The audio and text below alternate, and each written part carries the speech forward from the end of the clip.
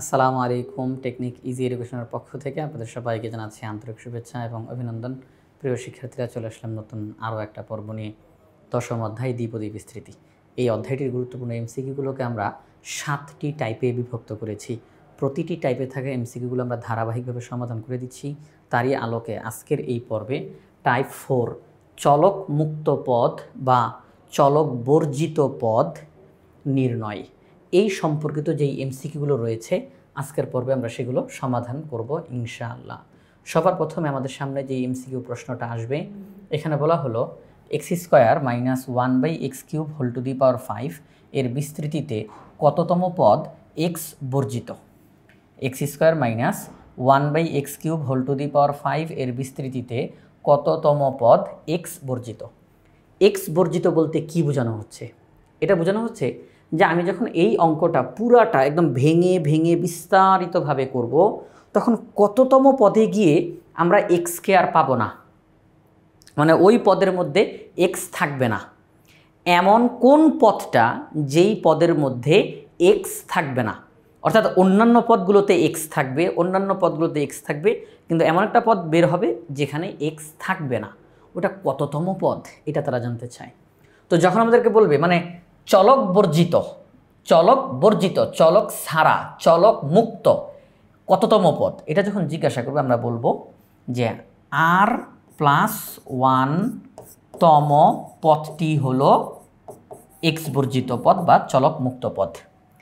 r+1 তম পদটি হলো চলক বর্জিত পদ। এখন প্রশ্ন আসবে, তাহলে r এর মান কত? আপনি তো বললেন r+1 তম পদটি হলো এক্স বর্জিত পদ বা চলক মুক্ত পদ। r এর মান কত? এই r এর মান বের করার জন্য আমরা এখন সংক্ষেপে একটা পদ্ধতি ব্যবহার করব, কারণ যেহেতু আমরা এটা এমসিকিউ করতেছি। আমরা যখন সৃজনশীলের যখন এই অঙ্কটা করব সৃজনশীলের জন্য, তখন একদম ভেঙে ভেঙে বিস্তারিতভাবে করব। যেহেতু এটা এমসিকিউ, আমাদের সময় খুবই কম থাকবে, এই জন্য সংক্ষেপে কীভাবে করে করা যায় সেটা আজকের পর্বে আমরা দেখব ইনশাআল্লাহ। আর বিস্তারিত কীভাবে করে করতে হয় সেটা আমরা সৃজনশীলের পর্বগুলোতে দেখিয়েছি।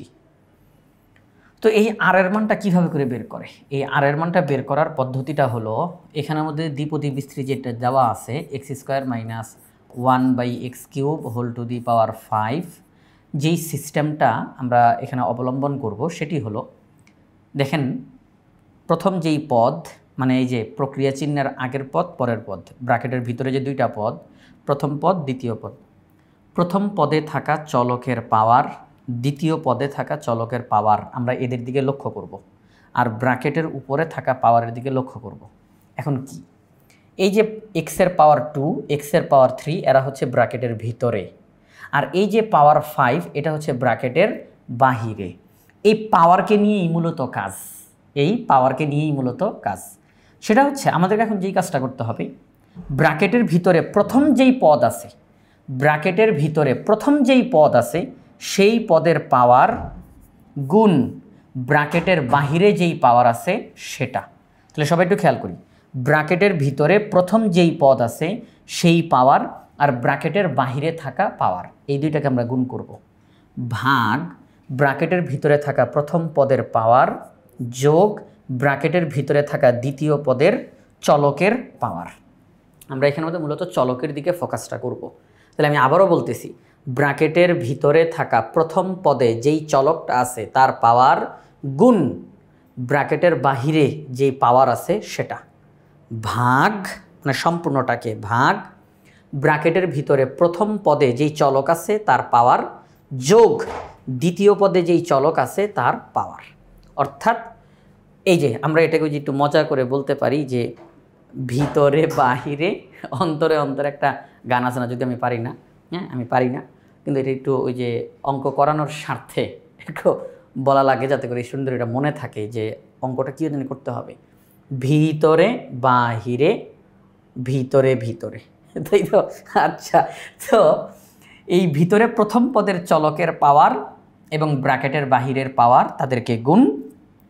এবার নিচে কি লিখব, ব্র্যাকেটের ভিতরে প্রথম পদের পাওয়ার, প্রথম পদের চলকের পাওয়ার এবং দ্বিতীয় পদের চলকের পাওয়ার তারা যোগ। তাহলে আমরা বলতে পারি 5 দুগুণে 10 আর নিচে হচ্ছে 2 আর 3 যোগ করলে 5, তাহলে কত আসে আলটিমেটলি রেজাল্ট 2। এখানে যেই রেজাল্টটা আসবে আলটিমেটলি এটা হচ্ছে আর এর মান, এটা হচ্ছে আর এর মান। তাহলে আমরা আর এর মানটা কীভাবে করে বের করতে পারি? এই পদ্ধতি অবলম্বন করে, যেহেতু আমরা এটা এমসিকিউ করতেছি, অল্প সময়ের মধ্যে যেন এটা করে ফেলতে পারি। এটা মুখে মুখে করে ফেলতে পারেন। 5 দুগুণে 10, 2 আর 3 যোগ করলে 5, 10কে 5 দিয়ে ভাগ করলে 2, ও আর এর মান 2। তাহলে দেখেন আর এর মান যদি 2 হয় তাহলে তার সাথে এক যোগ করবো। আর প্লাস 1তম পদটি হলো চলক বর্জিত পদ। তাহলে আর এর মান যদি 2 হয় তাহলে 2 আর 1 যোগ করলে 3। তাহলে আমরা বুঝতে পারলাম 3তম পদটি হলো এক্স বর্জিত পদ। 3তম পদটি হলো এক্স বর্জিত পদ। তাহলে তৃতীয় পদটি এক্স বর্জিত পদ। আমরা যখন এই অঙ্কটা করব, একদম ভেঙে ভেঙে ভেঙে ভেঙে বিস্তারিত করব, তখন আমরা দেখতে পাবো তৃতীয় যেই পদটা, ওই পদে গিয়ে এক্স থাকবে না, ওই পদে এক্স থাকবে না। 38 নম্বর প্রশ্ন, এখানে একটা দ্বিপদী বিস্তৃতি দিয়ে বলল এক্স বর্জিত পদটি কততম পদ? কততম পদে এক্স থাকবে না এটা জানাও। তাহলে আমরা এটা এখন মুখে মুখে করে ফেলতে পারি। এই যে প্রথমে যেই পদ আছে তার চলক পাওয়ার হচ্ছে 2 আর ব্র্যাকেটের বাহিরে পাওয়ার হচ্ছে 10। তাহলে 10 দুগুণে 20। আসেন মুখে মুখে করে ফেলি, মুখে মুখে করে ফেলি। 10 দুগুণে 20 ভাগ এখানের পাওয়ার 2 আর এখানের পাওয়ার 3, 2 আর 3 যোগ করলে 5। তাহলে 20কে 5 দিয়ে ভাগ করলে হয় 4। এই 4 হচ্ছে আর এর মান, এই 4 হচ্ছে আর এর মান। আর এর সাথে 1 যোগ করতে হবে। তাহলে 4-এর সাথে 1 যোগ করেন 5। তাহলে আমরা বলতে পারি 5তম পদটি হচ্ছে এক্স বর্জিত পদ। 5তম পদটি হচ্ছে এক্স বর্জিত পদ।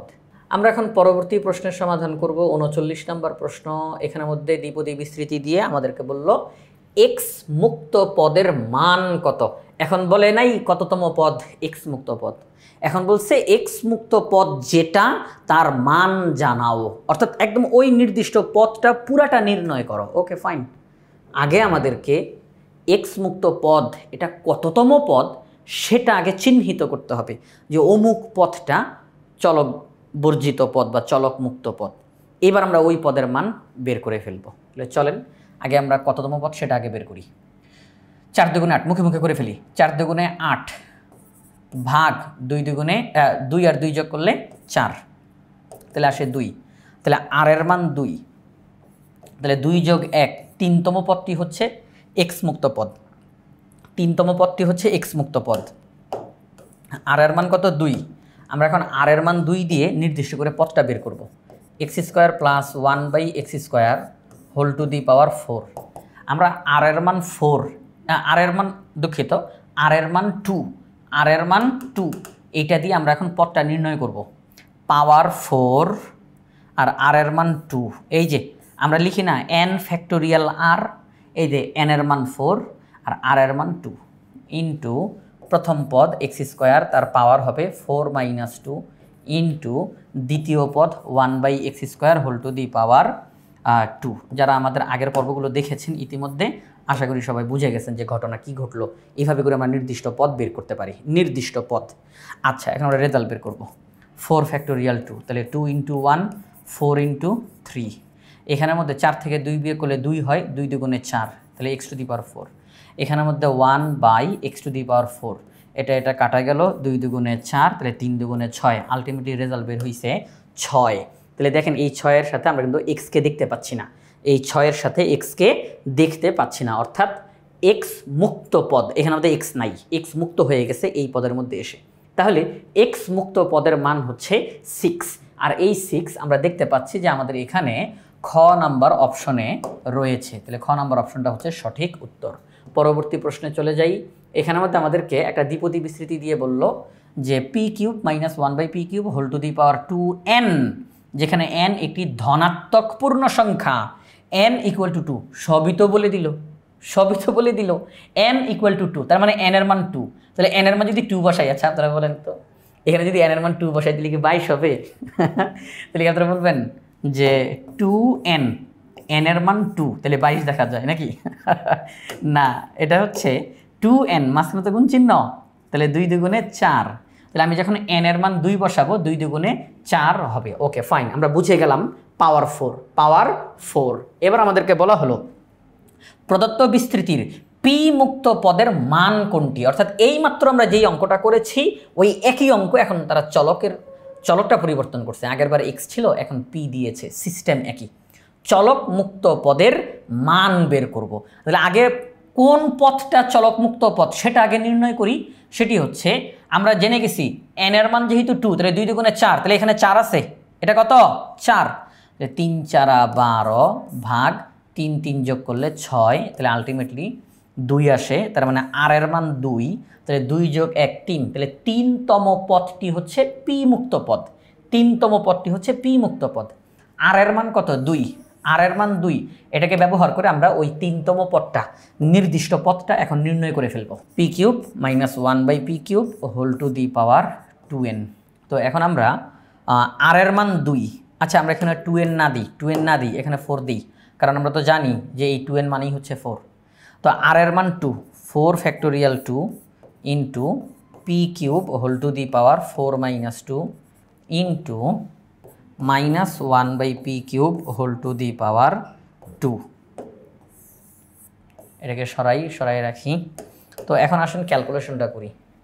সেটা হচ্ছে 4 ফ্যাক্টোরিয়াল 2, 2 ইন্টু 1 4 ইন্টু 3, এখানের মধ্যে 4 থেকে 2 বিয়োগ করলে 2 হয়, 3 দুগুণে 6, পি টু দি পাওয়ার 6, এখানের মধ্যে স্কোয়ার অর্থাৎ পাওয়ার জোর হওয়াতে মাইনাসটা উঠে যাবে, 1/3 দুগুণে 6, তাহলে পি টু দি পাওয়ার 6, এটা কাটা, তাহলে 6 আসে, কত আসে 6 আসে, এটা হচ্ছে 2, 3 দুগুণে 6, তাহলে 6 আসে রেজাল্ট, 6 আসে রেজাল্ট। তাহলে আমাদের এখানে ওদের যেই দ্বিপদী বিস্তৃতি দেওয়া আছে পি মুক্ত পদের মান হচ্ছে 6, তাহলে আমরা এখানে ওদের 6 দেখতেছি আমাদের ক নাম্বার অপশনে রয়েছে। তাহলে এখানে যেই প্রশ্নটা, এটার সঠিক উত্তর হচ্ছে ক 6।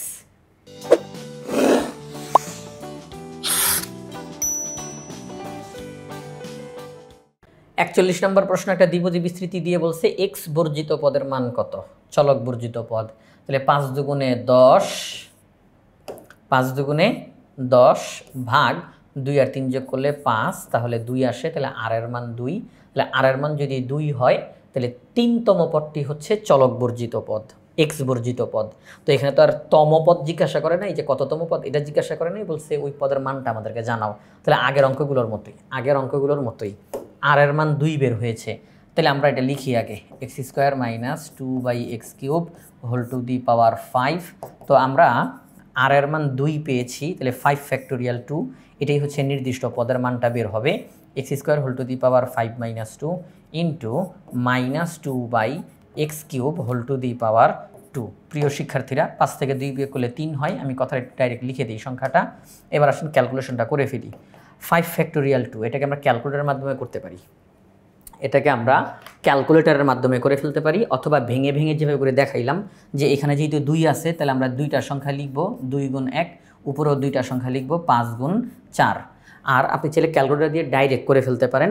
5 ফ্যাক্টোরিয়াল 2, 5 শিফট বাটনে ক্লিক করে ডিভিশন ভাগ চিহ্নতে ক্লিক করে এরপরে হচ্ছে 2, তাহলে 5 ফ্যাক্টোরিয়াল 2 অর্থাৎ 5c2, তাহলে 5 শিফট বাটনে ক্লিক করে ডিভিশন বাটনে ক্লিক করে তারপর হচ্ছে 2, ওকে ফাইন। তাহলে 5c2 ইকুয়াল টু চিহ্নতে টিপ দিলে 10 আসে, তাহলে আমরা ডাইরেক্ট কিন্তু লিখে ফেলতে পারি যে 10, 5 ফ্যাক্টোরিয়াল 2 এর মান হচ্ছে 10, 3 দুগুণে 6, তাহলে x টু দি পাওয়ার 6, পাওয়ার জোর হওয়াতে মাইনাসটা উঠে যাবে, 2 স্কোয়ার মানে 4, আর নিচে 3 দুগুণে 6, x টু দি পাওয়ার 6, তাহলে এটা কাটা। তাহলে আমরা এখানে দেখতেছি 4 10 40, তাহলে 40 হচ্ছে উত্তর, 40 আমাদের এখানে ঘ নাম্বার অপশনে রয়েছে। আমরা এখন 42 নম্বর প্রশ্নে যাব। 42 নম্বর প্রশ্নে একটা দ্বিপদী বিস্তৃতি দিয়ে বলছে x মুক্ত পদ কোনটি, অর্থাৎ মান তারা জানতে চায় যে ওই পদের মানটা বলো। তাহলে আগে পদ বের করি, r এর মান বের করব, 6 দুগুণে 12 ভাগ 2 আর 1, এই যে দেখেন x এর পাওয়ার কোনো কিছু নাই মানে 1, 2 আর 1 যোগ করলে 3, তাহলে r এর মান বের হয়েছে 4, তাহলে 5তম পদটি হচ্ছে x মুক্ত পদ। তবে তারা কততম পদ জানতে চায় না, তারা পদের মান জানতে চায়, এটা r এর মান। আমরা এখন পদটা বের করে ফেলব। দেখেন এখানে পাওয়ার আছে 6 আর r এর মান হচ্ছে 4, তাহলে 6 factorial 4, x square whole to the power 6 minus 4 into 1/x whole to the power 4। আমরা এখন ক্যালকুলেশন করে ফেলবো। 6 ফ্যাক্টোরিয়াল 4 ক্যালকুলেট দিয়ে করে ফেলতে পারি, 6 শিফট ডিভিশন 4 ইকুয়াল টু, মানে আমি মুখে মুখে বললাম যে কোন কোন বাটনে আমি ক্লিক করলাম। তাহলে 6c4, এটার রেজাল্ট বের হয়েছে 15 মানে 15। আচ্ছা, তারপরে এখানে 6 থেকে 4 বিয়োগ করলে হয় 2, 2 দুগুণে 4, তাহলে x টু দি পাওয়ার 4, এখানের মধ্যে 1/x⁴। তো আমরা দেখতেছি এটা কাটা যাবে, তাহলে 15 হচ্ছে সঠিক উত্তর। তাহলে 15 এখানে গ নাম্বার অপশনে রয়েছে। 43 নম্বর প্রশ্ন একটা দ্বিপদী বিস্তৃতি দিয়ে বলছে y বর্জিত পদের মান কত। একই রকমের অঙ্ক, তাহলে y এর পাওয়ার 1, y এর পাওয়ার 1। তো 6 × 6 আর নিচে 1 1 যোগ করলে 2, তাহলে হয় r এর মান 3। r এর মান কত? 3। তাহলে আমরা দ্বিপদী বিস্তৃতিটা লিখে ফেলি এখানে। তো এই রাশিটা লিখে ফেললাম। এটার এই যে r এর মান 3 বের হয়েছে, আমরা নির্দিষ্ট করে এই পদটা বের করব। 6 × 3 y⁻6 - 3 × 3/y⁻3। 6 থেকে 3 বিয়োগ করলে 3 হয়। 6 এটার মান হচ্ছে 20। এটার মান কত? 20। দেখেন 6 তাহলে 20 × y⁻3 × 3³ মানে 27, আর নিচে y³। তো y³ কাটা যায়, 27 × 2 = 54, পাশে একটা শূন্য বসবে, 540। কত আসলো উত্তর? আমরা দেখলাম উত্তর আসলো 540। তাহলে y বর্জিত পদের মান হচ্ছে 540। ক নম্বর অপশনটা হচ্ছে সঠিক উত্তর। এবার একটা দ্বিপদী বিস্তৃতি দিল আমাদেরকে, দিয়ে বলল এটার বিস্তৃতিতে y মুক্ত পদ কোনটি। এটার চেহারাটা দেখে মনে হচ্ছে না জানি খুব জটিল না। আসেন আমরা এটা সমাধানটা করে ফেলি। কিভাবে করে এটা করতে হয় বুঝে যাই, তাহলে আমাদের আর কোনো সমস্যা হবে না।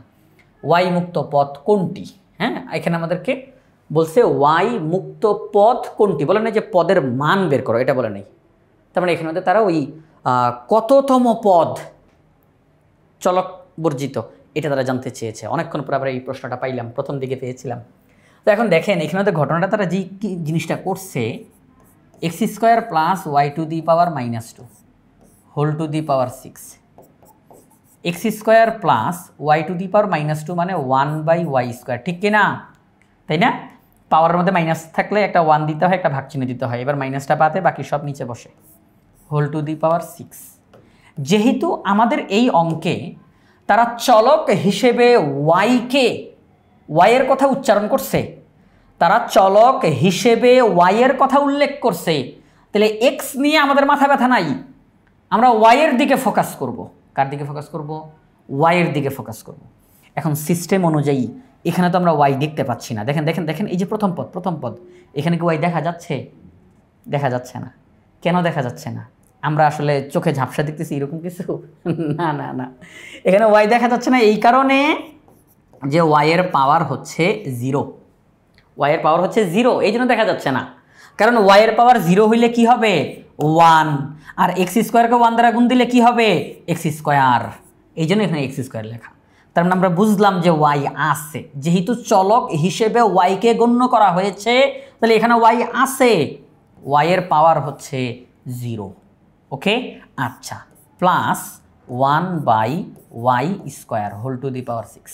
তাহলে আমরা অঙ্কটাকে দেখেন একটু মডিফাই করে ফেললাম। হ্যাঁ, অঙ্কটাকে একটু মডিফাই করে ফেললাম। প্রশ্নে যেই রাশিটা দেওয়া, প্রথমে এই পাওয়ারের মাইনাসটাকে উঠানোর জন্য 1/y²। এবার তারা যেহেতু চলক হিসেবে y কে গণ্য করেছে, তাহলে প্রথম পদে তো y কে দেখা যাচ্ছে না। এখন r এর মান বের করতে হলে তো প্রথম পদ লাগবে। তাহলে আমরা বুঝলাম যে প্রথম পদে y আছে, পাওয়ার 0। ওকে, ফাইন। তাহলে চলেন আমরা এখন তাহলে কার দিকে ফোকাস করব? y এর দিকে ফোকাস করব। তাহলে দেখেন y এর পাওয়ার 0, x এর দিকে তাকানোর দরকার নাই। y এর পাওয়ার 0 আর ব্র্যাকেটের উপরে পাওয়ার 6, তাহলে ভিতরে বাহিরে, তাহলে 0 আর 6 গুণ দিব আমরা, 0 আর 6 গুণ দিব। আর নিচে কি করব? 0 আর 2 যোগ করব, 0 আর 2 যোগ করব, আগের সিস্টেমই। তাহলে উপরে 0 নিচে 2, তাহলে আলটিমেটলি 0। তার মানে এই 0 হচ্ছে r এর মান, এই 0 হচ্ছে r এর মান। তাহলে চলক বর্জিত পদ কিভাবে করে বের করি? r + 1তম পদটি হচ্ছে চলক বর্জিত পদ। তাহলে সেই ক্ষেত্রে r এর মান যদি 0 হয়, তাহলে 0 আর 1 যোগ করলে হয় 1। তাহলে 1তম পদ, প্রথম পদ, 1তম পদটি হচ্ছে y মুক্ত পদ, প্রথম পদটি হচ্ছে y মুক্ত পদ। তাহলে আমরা বলতে পারি ঘ নম্বর অপশনটা হচ্ছে সঠিক উত্তর। আমি এই অঙ্কটা আপনাকে একটু বিস্তারিত করে দেখাইতে চাই। হ্যাঁ, এই অঙ্কটা একটু বিস্তারিত করে দেখাইতে চাই। r এর মান কত বের হয়েছে? 0। তো দেখেন যেই বিষয় আমরা যদি এরকমটা লিখি যে x² into y to the power 0 plus y to the power -2 whole to the power 6 -2 না লিখে 1/y² লিখে ফেললাম। এবার দেখেন আর এর মান 0, আর এর মান কত 0, 6 factorial 0 into x² y to the power 0 whole to the power 6 - 0 into 1/y² whole to the power 0। পরবর্তী লাইনে যাই। 6 ফ্যাক্টোরিয়াল 0 মানে হচ্ছে 1, এখানের মধ্যে 6 থেকে 0 বিয়োগ করলে 6 হয়, তার মানে পাওয়ার 6, পাওয়ার কত 6। আচ্ছা 6 দুগুণে 12 x টু দি পাওয়ার 12 আর 6 শূন্যে 0। ওকে, এখানের মধ্যে কোনো কিছুর পাওয়ার যদি 0 হয় তাহলে সম্পূর্ণটা 1 হয়ে যায়। তাহলে আমরা এখানে কী দেখতেছি সেটা হচ্ছে ওয়াই টু দি পাওয়ার 0 মানে 1, ওয়াই টু দি পাওয়ার 0 মানে 1। তাহলে আলটিমেটলি রেজাল্টটা কী থাকে x টু দি পাওয়ার 12। ওয়াইকে দেখা যাচ্ছে, ওয়াইকে দেখা যাচ্ছে, তার মানে ওয়াই মুক্ত, ওয়াই মুক্ত, ওয়াই নাই, ওয়াইকে দেখা যাচ্ছে না, তাহলে ওয়াই মুক্ত। তাহলে এই প্রথম যেই পথটা দেখেন আমরা কিন্তু প্রথম পথ বের করেছি। বলবেন কীভাবে করে প্রথম পথ বের করলাম? কারণ ওই যে আর এর মান 0 দিয়েছি, আমরা জানি যে নির্দিষ্ট করে যততম পথ বের করতে চাই আর এর মান 1 কম হয়। আমরা নির্দিষ্ট করে যততম পথ বের করতে চাই আর এর মান 1 কম হয়। আমরা 1তম পথ বের করতে চাই, তাহলে আর এর মান 1 কম হবে, তাহলে 1 থেকে 1 বিয়োগ করলে 0, তাহলে আর এর মান 0। আমরা প্রথম পথ বের করেছি, তো প্রথম পদের মানে দেখেন ওয়াই দেখা যাচ্ছে না। তাহলে আমি একটু ভেঙে ওইটা পুরোটা করে দেখানোর চেষ্টা করলাম। প্রিয় শিক্ষার্থীরা, এই যে রাশিটা দেওয়া ছিল তার বিস্তৃতিতে ওয়াই মুক্ত পদ হচ্ছে 1। কততম পদটি ওয়াই মুক্ত? 1তম পদটি হচ্ছে ওয়াই মুক্ত। তাহলে ঘ নম্বর অপশনটা সঠিক উত্তর। পরবর্তী প্রশ্নে যাই। আমাদের এখানের মধ্যে একটা দ্বিপদী রাশি দিয়ে বলল এক্স বর্জিত পথটি কত। তাহলে 8 দুগুণে 16, হ্যাঁ 8 দুগুণে 16 ভাগ 2 আর 2 যোগ করলে হয় 4, তাহলে আর এর মান 4, আর এর মান 4। আচ্ছা তাহলে আমরা বলতে পারি 5তম পদটি হচ্ছে চলক বর্জিত পদ, আর এর মান হচ্ছে 4।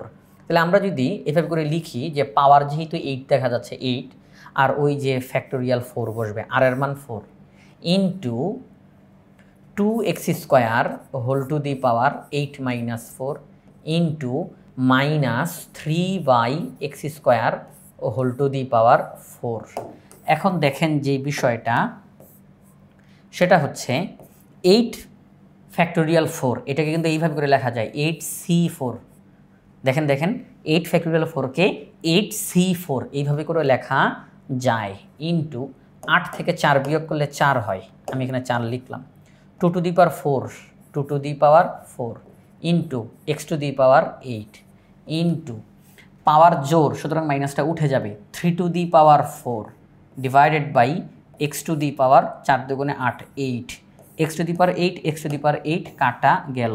তাহলে আলটিমেটলি রেজাল্ট পাওয়া গেল 8c4 into 2 to the power 4 into 3 to the power 4।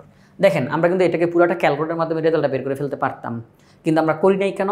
অপশনের দিকে যদি আমরা তাকাই, এখানে পুরোপুরিভাবে ভেঙে নির্দিষ্ট সংখ্যাটা বের করে নাই, তারা এইভাবে করে রেখে দিছে, ফ্যাক্টোরিয়ালের মাধ্যমে তারা রেখে দিছে। হ্যাঁ 8 combination 4 into 2 to the power 4 into c to the power 4, তারা এইভাবে করে অপশনগুলোর মধ্যে রেখে দিছে। তাহলে আমাদের এখানে যেই রেজাল্টটা আসলো, এই রেজাল্টটা আমরা কোথায় দেখতে পাচ্ছি? এটা আমরা প্রথম পদে দেখতে পাচ্ছি, 8c4 into 2 to the power 4 into c to the power 4। তাহলে ক নম্বর অপশনটা হচ্ছে সঠিক উত্তর। 46 নম্বর প্রশ্নে তাকাই। বলল এই যে একটা দ্বিপদী রাশি দেওয়া, এটার বিস্তৃতিতে এক্স মুক্ত পথ কোনটি? এই আগের অঙ্কটার মতো। তাহলে 3 × 6 = 18, 3 × 6 কত হবে 18 ভাগ 3 আর 3 যোগ করলে হয় 6, 18কে 6 দিয়ে ভাগ করলে হয় 3, তাহলে আর এর মান হচ্ছে 3, আর এর মান কত 3। এই যে আর এর মান 3, আমরা এখন নির্দিষ্ট করে ওই পথটা বের করে ফেলব। তাহলে 6 ফ্যাক্টোরিয়াল 3, 6 ফ্যাক্টোরিয়াল 3 তবে এখানে অপশনে যেহেতু সি দিয়ে লেখা, আমরা সি দিয়ে লিখতেছি, 6c3 into x³ whole to the power 6 - 3 into -1/x³ power হিসেবে 3 বসবে। এবার পরবর্তী লাইনে ক্যালকুলেশনটা করি, আমরা ভাঙব না, 6c3 এইটাই রাখবো ইন্টু 6 থেকে 3 বিয়োগ করলে 3 হয়, 3 3 9, এক্স টু দি পাওয়ার 9, পাওয়ার বিজোড় তাহলে মাইনাসটা থাকবে, 1 কিউব। আর আপনার বলুন স্যার কিউব না দিলে তো হয়, হ্যাঁ অবশ্যই হয়, অবশ্যই হয়, কিউব না দিলেও চলবে। 3 3 9, তাহলে এক্স টু দি পাওয়ার 9। তো x to the power 9, x to the power 9 কাটা, তাহলে কি থাকলো, কি থাকলো 6c3 into minus 1 cube, minus 1 cube, এই অংশটা থাকলো। তাহলে আমরা পরবর্তী লাইনে গিয়ে আমরা দেখেন যে বিষয়, এই যে মাইনাস 1 কিউব, এখানে আমাদের এই কিউবটাকে বাহিরেই রাখছে, ওকে ফাইন, মাইনাস তো থাকবেই, মাইনাস তো থাকবেই। তো আমরা এই মাইনাস 1 কিউবকে যদি প্রথমে লিখি, দাঁড়ান আমি একটু লিখতেছি, আমি যদি মাইনাস 1 কিউবকে প্রথমে লিখি তাহলে তো কোনো সমস্যা নাই তো, তাই না, কোনো সমস্যা নাই। এই যে দেখেন, তো এই হচ্ছে রেজাল্ট, ওই পিছনে থাকা যে সামনে থাকা একই কথা। তো minus 1 whole cube into 6c3, এটি হচ্ছে আমাদের এই অঙ্কটার রেজাল্ট। তারা যেইভাবে করে রেখেছে আমরাও ঠিক সেইভাবে করেই রাখলাম, তাহলে অঙ্কটা কিন্তু কোনো জটিল কোনো কিছু না, অঙ্কটা জটিল কোনো কিছুই না। আমরা প্রথমে আর এর মান বের করলাম, ওই অনুযায়ী নির্দিষ্ট করে পথটা বের করতে গিয়ে কাটাকাটি করে এটা রেজাল্ট হিসেবে রয়ে গেল, ঠিক আছে। তো এই হচ্ছে আমাদের অঙ্কের ফলাফল। তাহলে ক নম্বর অপশনটা হচ্ছে সঠিক উত্তর। 47 নম্বর প্রশ্নে একটা দ্বিপদী রাশি দিয়ে বলছে n জোড় সংখ্যা, n এর মানটা বলে নাই। একটু আগে এরকম একটা অঙ্ক ছিল কিন্তু সেখানে n এর মান বলে দিছিল, n এর মান 2, মনে আছে কি আপনাদের? ওই যে পাওয়ারের মধ্যে 2n ছিল, n ধনাত্মক পূর্ণ সংখ্যা, n ইকুয়াল টু 2 সব বলে দিছিল। কিন্তু এখন তারা বলছে n জোড় সংখ্যা, কিন্তু নির্দিষ্ট করে মানটা বলে নাই, ওকে ফাইন। যদি r+1তম পদটি x বর্জিত হয় তবে r এর মান কত? খুবই সহজ, খুবই সহজ। আমরা জানি চলক বর্জিত পদ হচ্ছে r+1তম পদ। তারা বলছে r এর মানটা বের করো। আমরা r এর মান কিভাবে করে বের করি প্রিয় শিক্ষার্থীরা? আমরা r এর মানটা কিভাবে করে বের করি মনে আছে? ওই যে ভিতরে বাহিরে, ভিতরে ভিতরে।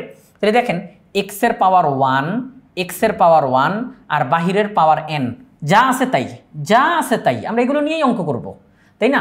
তাহলে 1 1 আর এখানে n, তাহলে এই 1 দ্বারা যদি n কে গুণ করি, 1 ইন্টু n আর নিচে 1 প্লাস 1, তাহলে কি হয়? উপরে n নিচে 2, তাহলে এটাই হচ্ছে r এর মান, এটাই হচ্ছে r এর মান।